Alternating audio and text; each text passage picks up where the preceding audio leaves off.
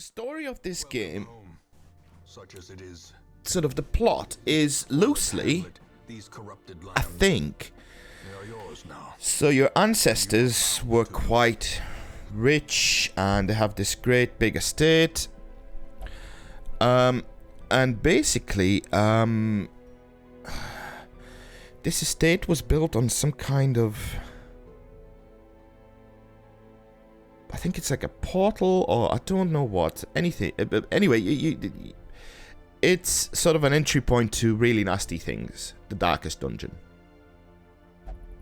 And after centuries or something like that, your family went mad exploring these dungeons and blah blah blah, and then now you've inherited this estate, and there's heroes coming into your sort of area, your little town, because there's a big town, sort of, that's the town area where we are now. They come here in hopes to gain riches and blah blah blah, and you can recruit them. That's where the whole hero system comes in, or the character, whatever they're called. And that's basically it. And basically the game tells you that you need to sort of return the estate to its former glory, which means, in a nutshell, go deal with shit that your grandfathers couldn't deal with, and get some help while you're at it to help you out. That's it. That's basically it. That's the story, I think, so far. You've got your activity log, which is this. It tells you at the end what happened, what's going on, blah blah blah blah blah. Okay, so we cleared the first area, and these are just your, on the right side you have your goals, which you slowly fulfill. Basically, when you do all that, you've done it. Complete the final darkest dungeon quest. That is the final quest. Doesn't look like that much,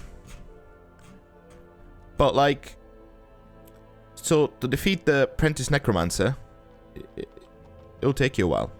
At least to me. I tend to be careful with these things. Okay, so quest, activity log, self-explanatory. This is your town.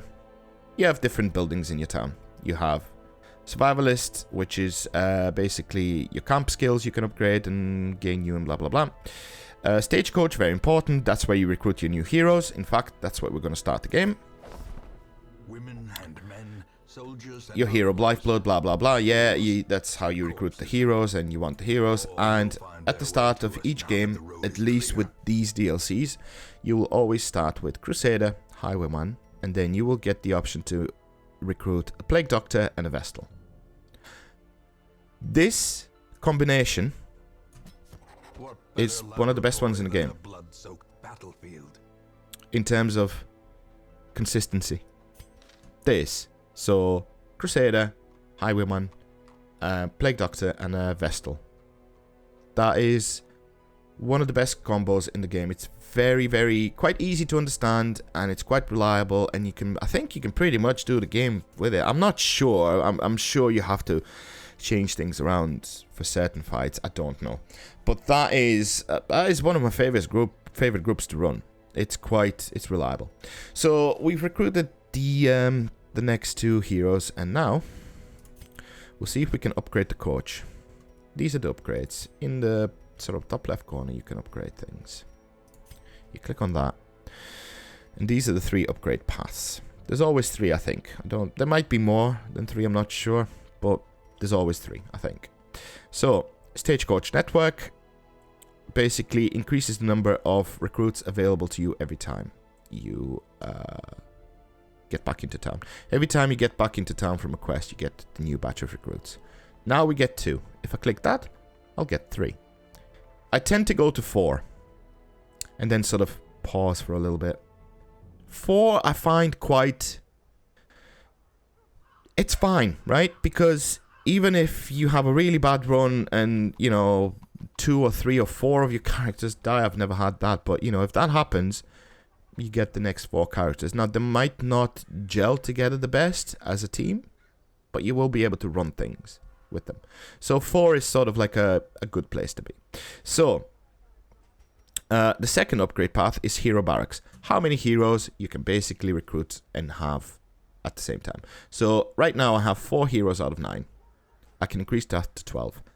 I tend to do that, But let's first upgrade the number. Yeah, fantastic. So we can go straight to 4 if we want to. And I think I'm going to do that. So that next... I think it's quite important to get a really good start. The first few turns matter. And a lot of it is down to luck. So... to increase my chances. Plus, I can't really spend much on anything else. As you can tell, on the side, these are all the buildings that we have in the game. Right? That's the stagecoach. As you can tell, all of these are locked. We haven't even unlocked them yet. So, and the rest of them, I really don't have to upgrade. And at the moment, it would really benefit me to have 4 heroes come in every time. So, I'm going to do that. Word is traveling. So, I have 4. Ambition is stirring in distant cities. Do I increase my... I'm not going to increase my roster yet because I'm not getting to a point where I'm full and I'm having to dismiss heroes. So I'm just going to leave that and save the upgrades. Now it tells you underneath what it takes to upgrade these things. So for instance, for the network, you're using deeds and crests. And there's an option to trade heirlooms. So if you have a lot of, for instance, I don't know, busts, but you need deeds... you can basically say, right, I'm going to change busts. And 2 is the least you can change. I'm going to change, let's say, 12 busts. And I need, oh yeah, I need 8 deeds. So it's not exactly 1-for-1 trade, but it helps. This does help when you're desperate. Obviously, I'm not going to do that right now. So, but you can do that. So in this case, deeds and crests are for the barracks. For the stagecoach. And same for for the network. Same for hero barracks. And experienced recruits. I haven't unlocked that yet in the game. At all. So I have no clue what that is. So that's the stagecoach. We recruited the heroes. We upgraded it. Fine. You can just move between the buildings here. Right? Or, you know... you can just click on the buildings. Those are the buildings. So stagecoach, tavern. Yeah, it tells you to embark because there's nothing else to do. I know, I'm just explaining things. Sanitarium, abbey, there's a graveyard, guild, blacksmith, nomad wagon, and ancestors' memories. What each does, I mean, tavern is stress relief, sanitarium cures afflictions and diseases, abbey is stress relief, different kind. We'll get to that as well, the difference between them. Guild is you basically, this is where you upgrade the skills and buy new skills on your heroes. Very important thing to upgrade. This is where you'll be spending a lot of your time. Blacksmith, I haven't fully focused on the blacksmith yet. It's basically upgrading your gear, which is, this is your gear. The gear is very basic. 2 items per character. And if you hover over them, it tells you this is your basic damage. This is what makes your character. So damage base 4 to 8, crit 1%, and speed 4. Weapons increase your offensive stats. Armor, so your clothing increases your defensive stats, like dodge and HP. And that's it. And that's what you upgrade in the blacksmith. Anything that I've missed out? Ancestors' memories, it just basically you can just replay the cutscenes.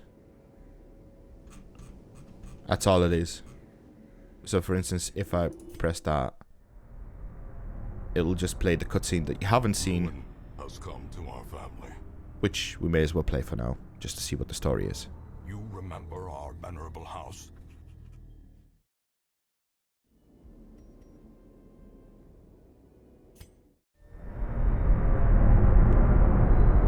Ruin has come to our family. You remember our venerable house? Opulent and imperial, gazing proudly from its stoic perch above the moor. I lived all my years in that ancient, rumor-shadowed manor, fattened by decadence and luxury. And yet I began to tire of conventional extravagance. Singular, unsettling tales suggested the mansion itself was a gateway to some fabulous and unnameable power. With relic and ritual, I've bent every effort towards the excavation and recovery of those long-buried secrets, exhausting what remained of our family fortune on swarthy workmen and sturdy shovels. At last, in the salt-soaked crags beneath the lowest foundations, we unearthed that damnable portal of antediluvian evil.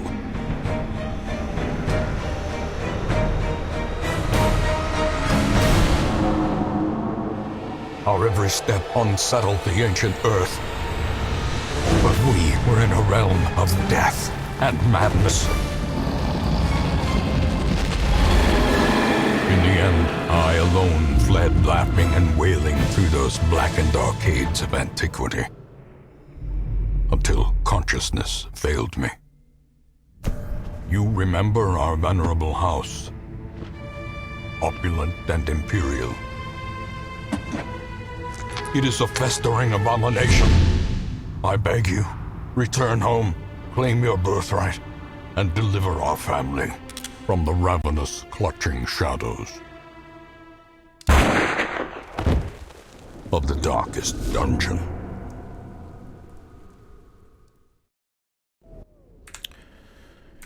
Yeah, so basically that's the story. So apparently, I even forgot about that. So it was either your dad or your granddad that discovered this portal and ventured into it, and, you know, shit happened. In the end, he killed himself. It's a very grim game. It's not a happy-go-lucky sort of game if you're not in the mindset for it, I would imagine. So that's it. So that's your ancestors' memories. You just replay the cutscenes, basically. No Man's Wagon. I think this is very pointless, at least to start with. When you don't have a lot of gold, you can buy trinkets. What trinkets are is the things that you equip in these slots, these two slots, on every character. Trinkets are just items that increase things. So, for instance, if I was to, pardon me, if I was to equip that, it would give the character move skill chance. Which, we didn't even get to move. Certain abilities make you move around in the group. And it's quite, you'll see that quite soon, because I'll be using some of the move abilities on my Highwayman. So anyway, so this increases your move skill, but also, most of the items also decrease something. So in this case, it would decrease your speed by 1, which means there's a higher chance of you not starting, or there's a lower chance of you starting early, attacking early in the fight. Like I said, these are incredibly expensive, at least to start with. And quite frankly, I haven't used this wagon at all. Upgrades, I don't even know what the upgrades are. So wagon size, so you get more trinkets. So it's sort of like the wagon where you, what's it called? Stagecoach, yeah. It's sort of like that. So you increase the number of trinkets that you can buy every turn. Every turn, I don't know if the same ones stay or if they actually change, I'm not sure. And this reduces the trinket cost, so I'm guessing it's 10% per. So 1, 2, 3, 4, 5, 50%. So you can probably reduce it by 50%. To be fair, probably later on in the game, it comes in handy when you have a lot of gold and when you can actually afford to spend, what are they, crests for the wagon. The problem is, crests you will use for the stagecoach a lot. So, like I said, early game, probably useless. So that's your Nomad Wagon. You buy trinkets. And that's it. So, at the moment, we have nothing else to do. Absolutely nothing else to do. So, we may as well embark on a quest. You press embark. A mecca of Yes, and it tells you there's basically different areas of the estate, and you choose a quest. It tells you what it is. You choose your heroes, you buy your provisions, and you go and kill shit, basically. So let's do that. At the moment, we only have one option, which is this one, and it is explore 90% of the rooms. Pretty straightforward. Your rewards will be Protection Stone, which is 5 protection, 1 speed. I hate that item because it would be very useful on my Crusader. However, my Crusader is a dick and only has 1 speed. If I take that stone, he will always go last. Which, you know, is not great. So I don't tend to use much of this. Maybe on some other characters if I've got nothing else to equip, but yeah, not much. Then you get your crests, and you get 3,000 gold, and of course, any gold that you acquire on the way. So what we're going to do is, let's put the new characters in. So, Plague Doctor. He is all about the plague, the disease. That's all he does. He just puts blight on people. He stuns, he puts blight, and he does have a bit of a... he's got a heal that's a very, very small heal. Very, very, very small. However, it does cure blight and bleed. So, I mean, sometimes I do use that skill. Sometimes very rarely. So, on the top, on the right here, these are the little yellow dots and red dots that we've already talked about in the abilities. These tell you where the character likes to be. Where's the best place for him to be in your party to do stuff. So if you think about it, so Plague Grenade, you can only use it from the last 2 positions, and he only hits the last 2 positions. Blinding Gas, which is a stun, same thing, from the last 2 positions, and you can use it on the last 2 positions. Incision only hits the first 2 positions, and you can use it from the third, the first, second, and third position. And you can only use your heal from the last 2 positions. So it sort of elegantly shows you where the best position would be for him. So that would be number 3. Let's put him into 3. Right? From 3, he can use all of the abilities. All of them. Now, I will not be using this much.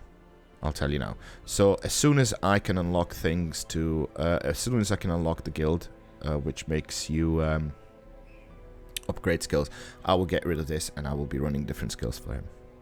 That's for certain. But for now, let's put him into 3. And then let's have a look at our Vestal.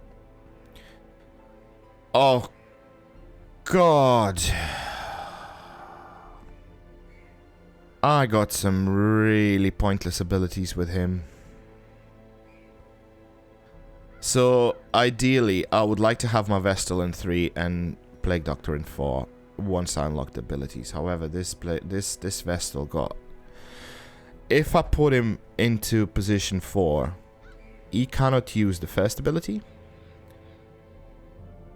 And he can't use the last ability. I'm never going to put him into position 1 or 2. So this ability, I really don't like this ability. I really don't. It's like a buff. Fine. But... no, I'm not going to be using it. So I'm just going to ignore this. Basically, my Vestal, my healer, has 1 ability. Well, 2 abilities. I'm not going to be using this. I'm not going to be using this. What I'm going to do... Actually, I'm going to put the Plague Doctor into 4. No, I'm going to leave him in 3. At least then the Plague Doctor can use all the abilities. I'm going to put the Vestal in 4 for now. That's just this run. And that's my party. That's my thingy. You know what? Let's change the colors of these. Let's say, should we make this a red group? I tend to make groups of characters. I probably shouldn't be doing that. I probably should be using a lot of characters a lot of the times, but I tend to just make like teams. So there we go. So that's the red group. So that's it. The group's ready. And now we buy provisions. The cost of preparedness. Yeah. I never checked if I actually picked up any trinkets. No. So there's the trinket menu down here. That's your glossary. Explains a lot of the things. Good read.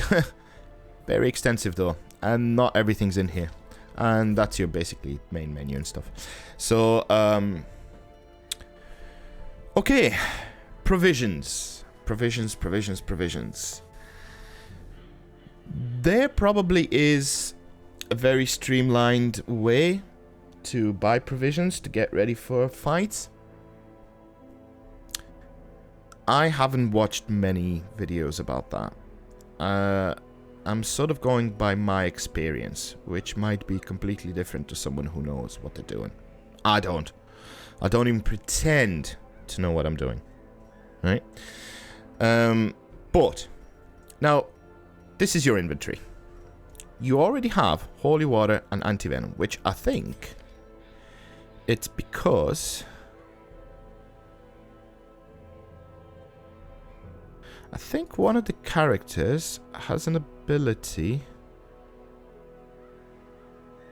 that gives you these things at the beginning, because you don't always start with these things. Or maybe I'm wrong. Maybe you just sometimes you do, sometimes you don't, depending on what the game does.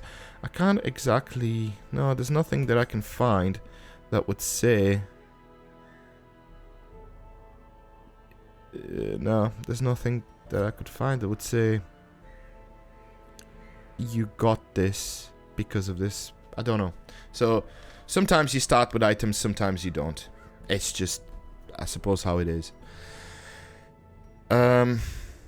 Actually... See, this I don't understand. So, let's say I take this out.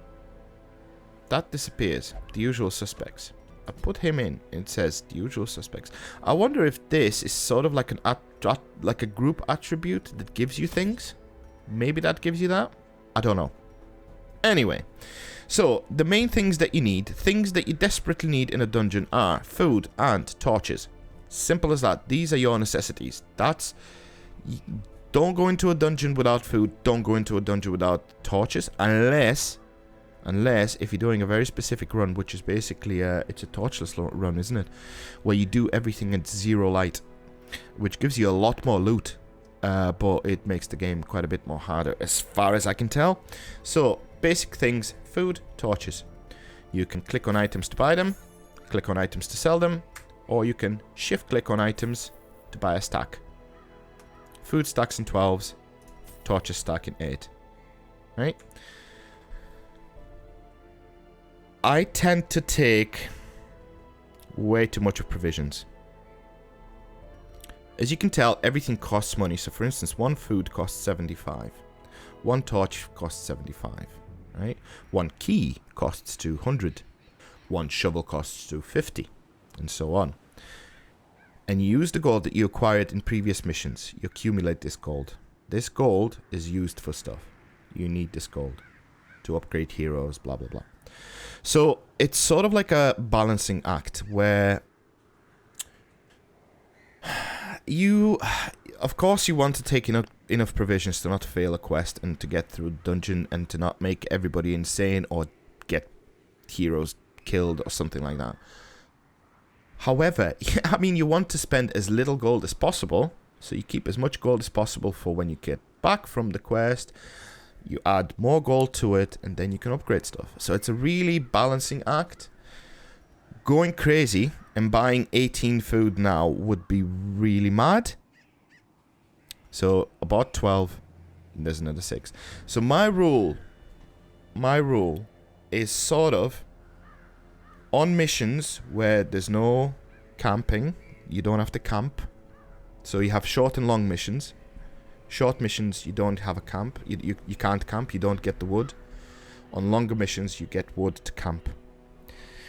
So, on a short mission, 12 food, I think, is a good place to start. You might get some more food in the dungeon. Could you take more? Yeah, probably. If you're new to the game, I would say maybe splash out a little bit. Doesn't hurt. There's also a thing where you stall fights. That I figured out where you sort of at the end of the you reduce the group down to the bare minimum, maybe leave one mob, and then you use a round or two to heal up, because you can only use abilities while you're in a fight. So if you have a healer, you may as well use a turn or two to just heal stuff, and you stall the fight and you stun mob, so it doesn't give you too much damage and stuff like that. So you can avoid using food, because food is very inefficient. You don't get much health back from eating food, and you need food for random hunger checks, which randomly pop up, and you need four food to pass the check. If you don't pass the check, if you don't have 4 food, you get stress, I think you get some debuffs, it's just not great. So food is very important. I'm gonna take 12 food. I think that should be enough. I tend to take 12 food per run. And I say run because if I'm camping once, I consider that, like, just in my head as two runs. So I tend to do 12 per run, or better yet, what I tend to do is 12 food is basic, and then plus 8 for each camp. So for instance, if there was a run with one camp, I would take 20 food, and then sort of if this 2, that would take it up to 30 or something like that. Yeah. So food important. I'll take 12. Torches, light. You need to maintain light, unless if you're doing the torches run. I tend to take 8 per camp. However, I'm gonna take extra 2 torches. I didn't mean to do that. Extra 2 torches. Just because I tend to be caught with my pants down. I really do. And then you run out and you get stress, and you know. Now the rest of the things are important, but not as much. Now I would say always take 1 or 2 shovels. I'm gonna take 2. Always take at least 1 key. I'm gonna take 2 in this instance. And if I remember correctly, the area we're in now, holy water is important. If I remember correctly, I could pull up that spreadsheet. I feel like that would be... It is a bit of a cheat, isn't it?